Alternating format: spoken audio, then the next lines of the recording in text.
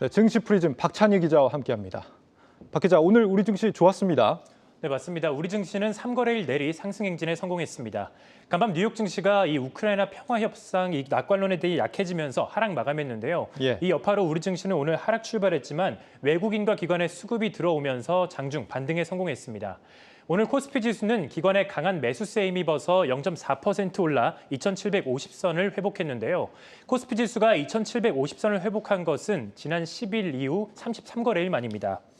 코스닥 지수도 장 초반 낙폭을 빠르게 만회하고 상승 마감했습니다. 코스닥 지수는 외국인 수급에 힘입어서 0.58% 상승 마감했습니다. 오늘 코스피 시가총액 상위 종목 흐름도 살펴보도록 하겠습니다.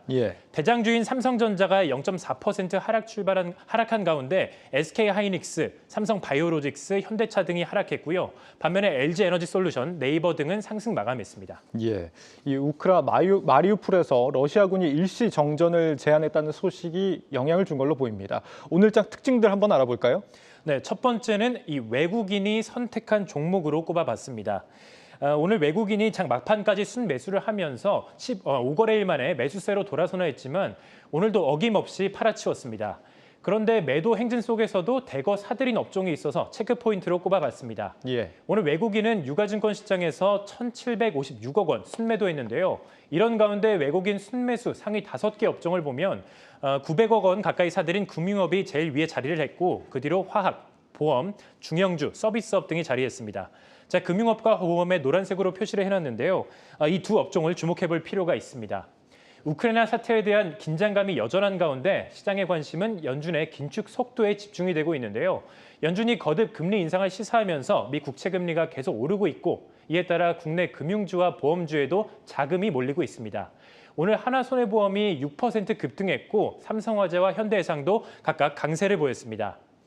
연준이 물가 상승 억제를 목적으로 올해 강도 높은 긴축을 예고하고 있는 만큼 당분간 이 상승 모멘텀은 지속될 것으로 보입니다. 이어서 두 번째는 주주총회 이모저모로 꼽아봤습니다. 주총 시즌인 만큼 오늘도 많은 주주총회가 열렸는데요. 그중 SM엔터, KT의 이목이 집중이 됐습니다. SM엔터는 오늘 주총에서 감사 선임 건을 두고 최대 주주인 이수만 총괄 프로듀서와 행동주의 펀드인 얼라인 파트너스 간 표대결을 예고했었는데요. 결국 얼라인 측의 승리로 끝이 났습니다. 이 소식에 주총 결과 발표 앞두고 보합권에서 움직이던 SM의 주가는 발표 이후 7% 가까이 급등을 했고 이후 상승분은 조금 반납하고 2.51% 상승 마감했습니다. 한편 KT는 이번 주 주총을 통해서 횡령 혐의를 받고 있는 박종욱 대표의 잦은 사퇴 소식을 전했는데요.